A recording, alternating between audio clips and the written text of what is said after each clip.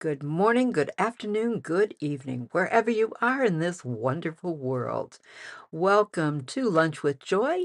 Today, we're going to talk about one of my favorite topics. You know how much I love AI, and I use AI all the time. But the question becomes, is it AI or is it human? How do we maintain our humanness in the age of AI?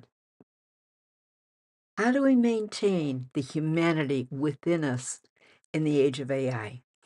We have so many people that use AI and think that all they have to do is put in a prompt into AI, get the answer back, and then publish it.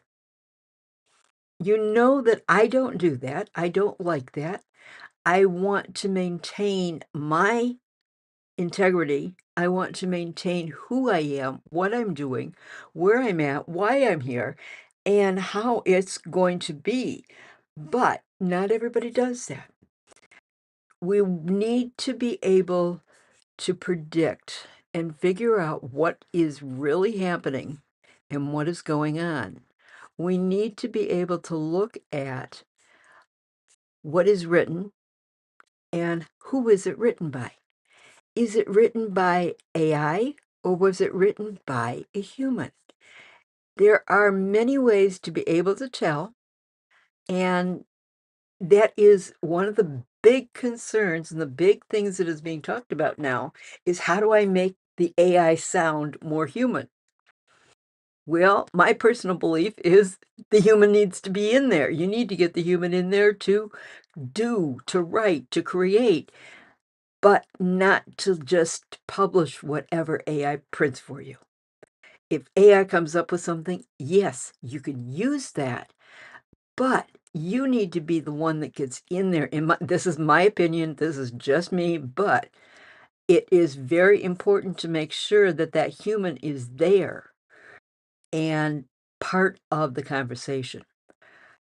Unfortunately, Gardner Research, one of the big research, one of the two firms that I follow for all of their research. I follow Gartner and I follow McKinsey.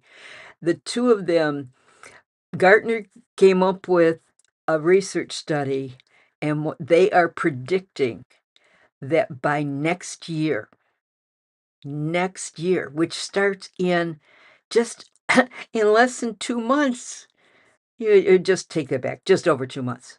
It's not November 1st yet, Joy. So, in just over 2 months, 2025, 80% of all customer service organizations are going to be applying some form of AI. Is that scary or is that not? Customers are buying and accepting being able to talk to AI because they get positive, consistent, and usually accurate information from AI. So they're not customers are not concerned about that. So it's okay to be talking to AI, but is it okay for AI to do everything? I don't think so.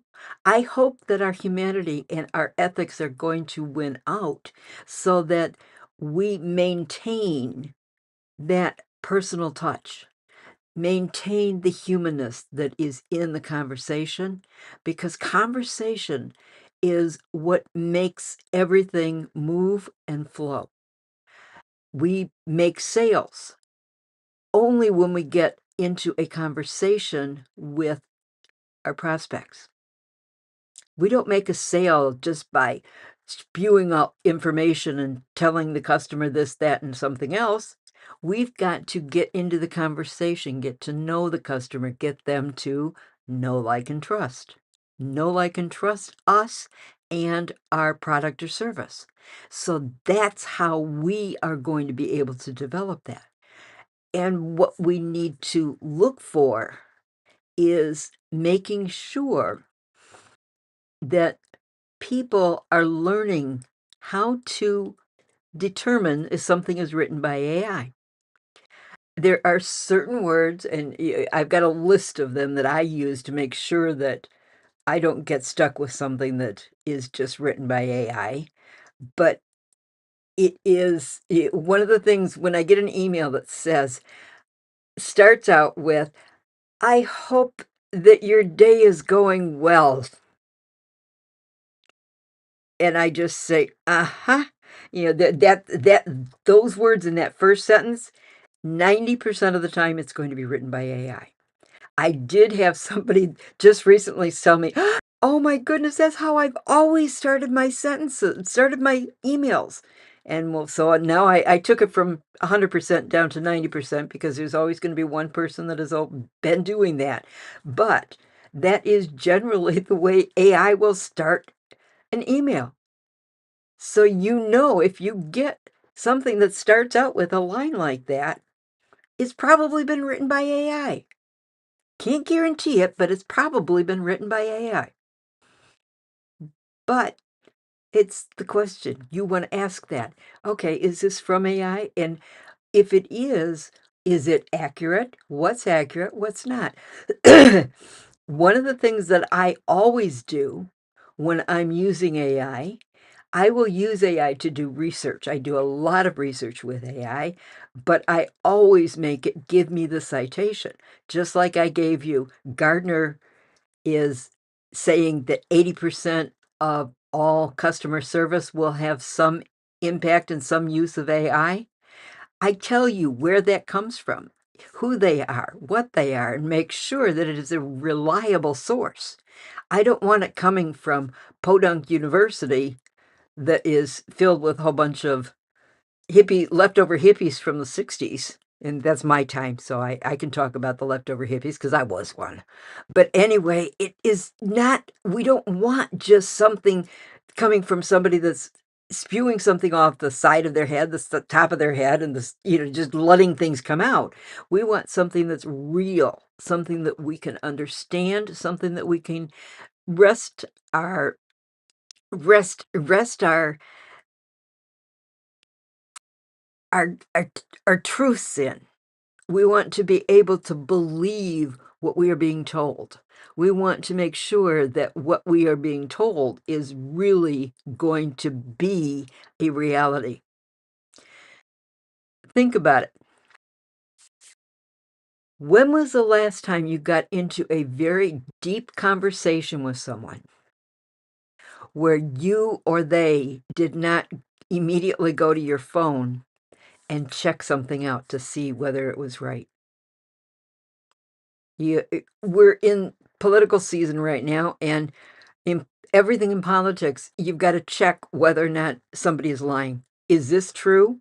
The truth checkers are out there all the time, and, yeah, sometimes they check it, sometimes they don't, but we need to be our own truth checker and be able to find where and you can go to Gartner and you can ask the question, and a gardener will come up with the answer for you about the 85%, 80 I'm sorry, 80% by next year is going to have some input from AI in customer service.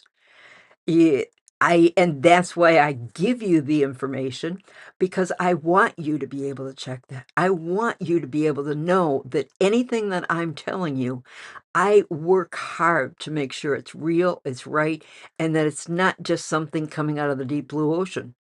I don't want it coming out of the sea. I want it coming from reality. The sea in reality. Oh, I'm trying to rhyme and it didn't work real good, but that it wasn't really, I wasn't trying to rhyme it, but that's what happened. The line between human and machine is becoming very blurry right now because we have too many people accepting AI and not attempting to edit or put themselves into the conversation. AI does not have the ability to bring in emotion. They can use emotional words, but it doesn't have the ability to bring in the emotion. If you find something that is bringing in emotion and not just words, you probably have a human behind that. That's where the human comes in. you will need that, you will want that to make sure that you're not just being fed a bunch of words. Words are great. Words are wonderful. That's how we communicate, that's how we get along. However, you need to be aware of where those words are coming from and how they're working for you.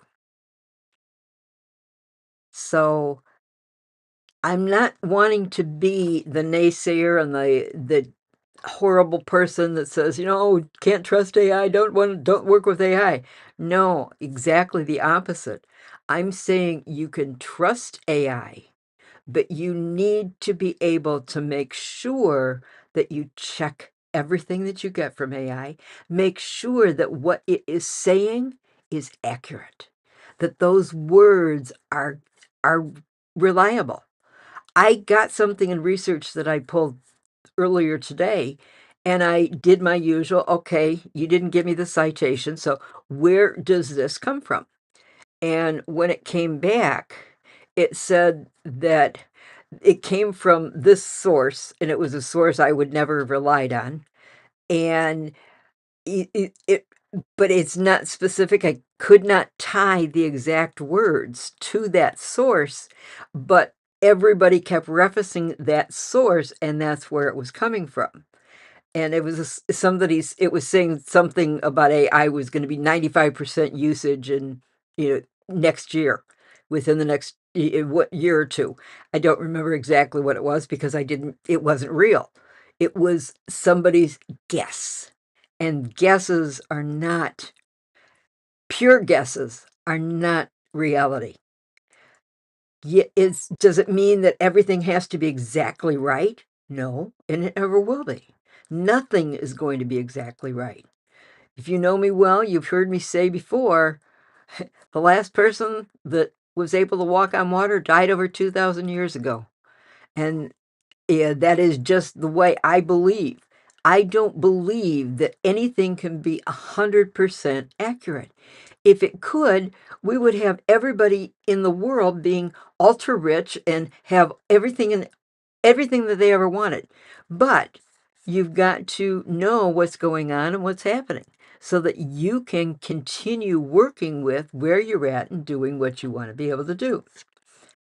And you need to be able to look at all the different AI algorithms and make sure that what is going on is something that you're wanting to work with.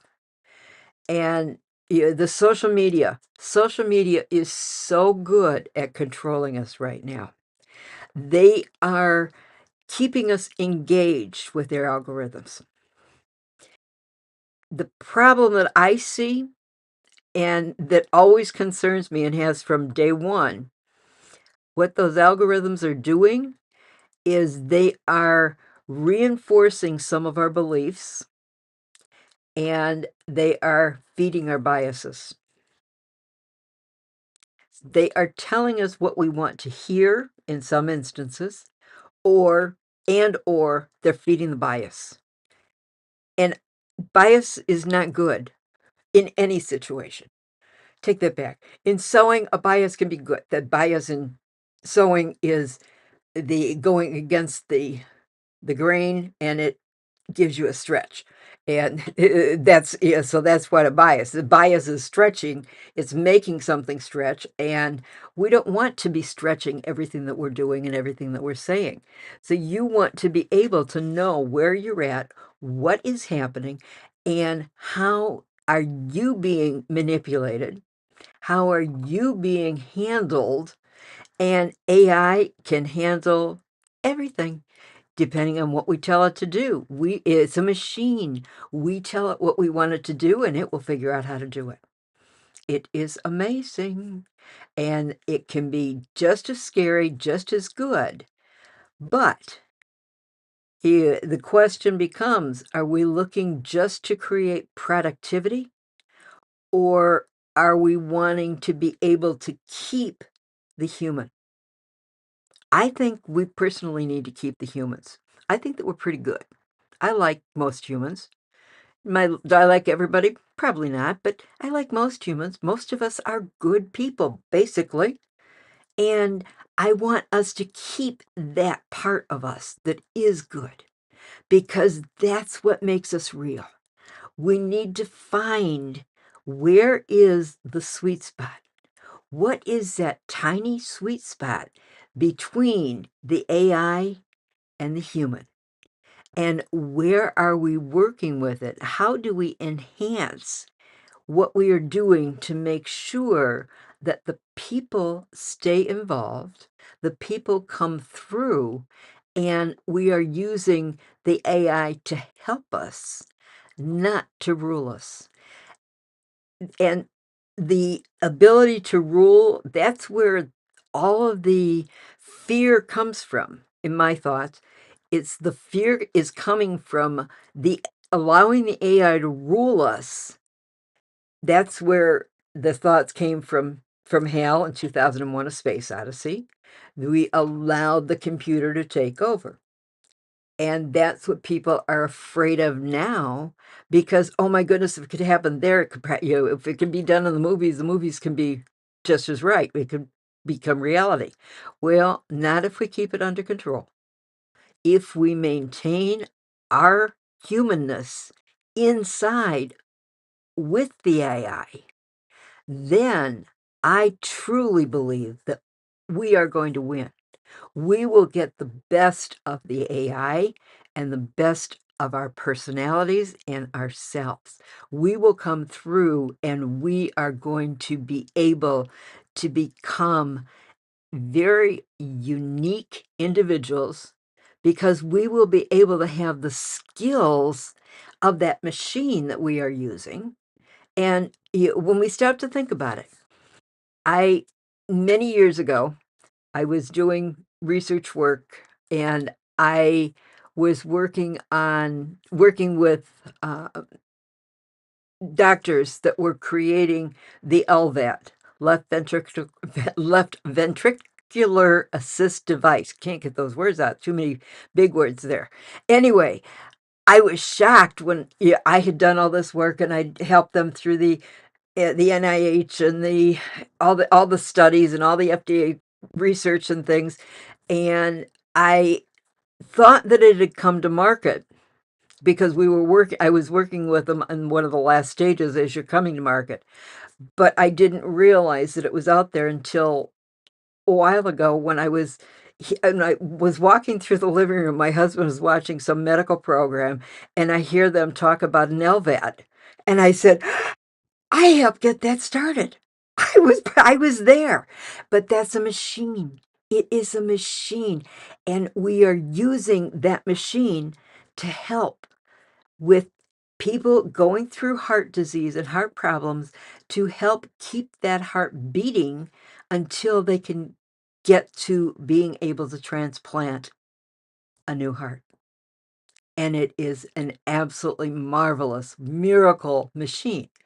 So we can do wonderful things with machines, but we need to be able to control what is being done with it. We don't want to let the machine take over our world. We want to stay in charge of our world. We want to be the ones that are making everything happen. And I told you I was going to give you some statistics on an interesting fact here. A while ago, I had met a social worker. Her name was Susan. And she was initially thrilled about the AI system that they were starting to use because it was helping everything and it was getting her work done and everything was going so quickly and she was so happy. However, AI was being used to help predict which families were at risk and a need of intervention. Which sounds like a really good thing. Oh, that could help the police, that could help a lot of people, a lot of things. However, the more they used it, her colleagues were becoming more proactive in using it and accepting it until they noticed that it was the AI was making recommendations based on personal bias, on people's biases, not on what was necessarily the reality that the human would make the decision on. It was made based on bias.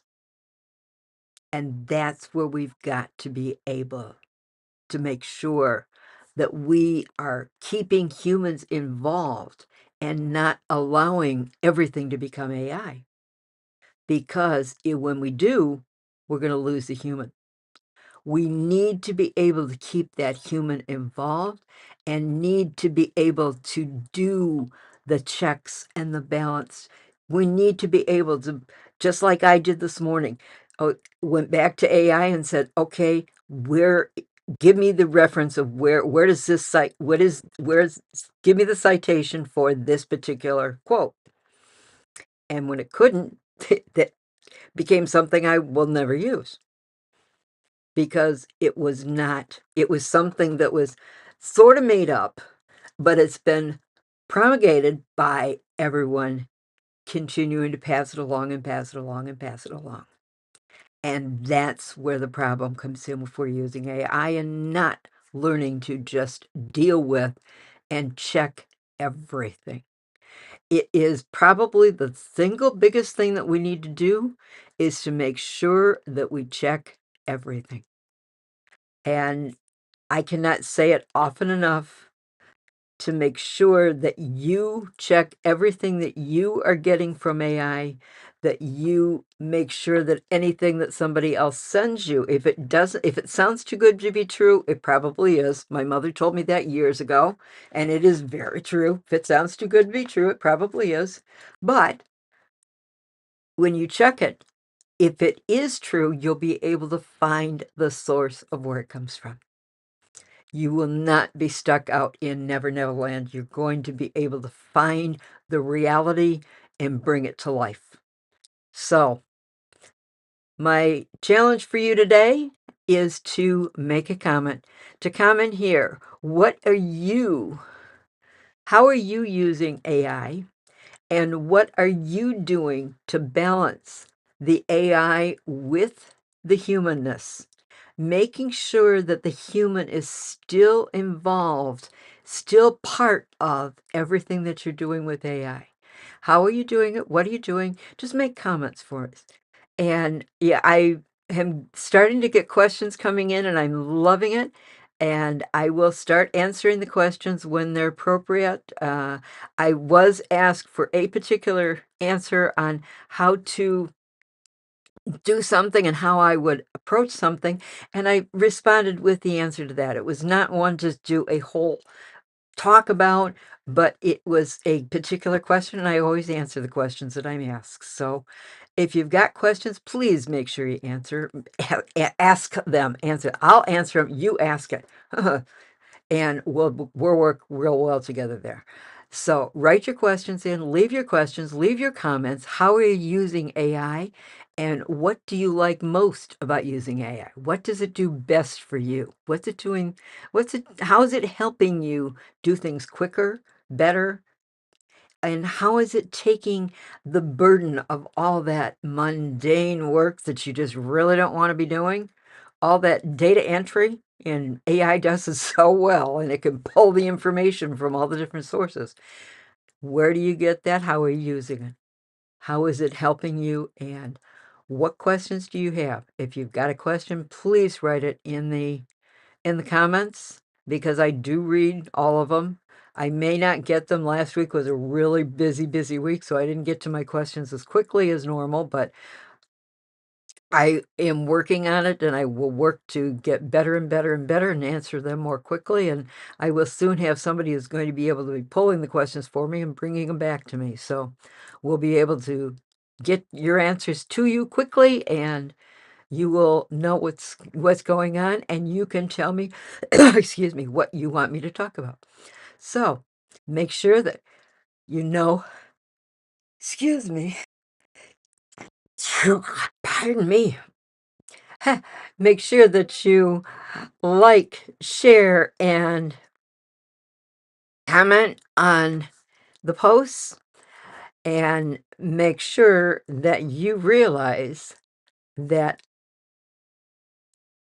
I if make sure that you realize that if nobody else has ever or let's try that one more time. Let's start all over again, Joy. If nobody has told you yet today that they love you, let me be the first. I was trying to say it in a different way. Let me be the first. I love you because you are you, and that is so very, very special. I like the fact that you are a human. I love your humanness. Thank you for being you. Thank you for being here. Thank you for liking, sharing, and commenting. And keep coming back. May the prophets always be with you. I will see you on Monday.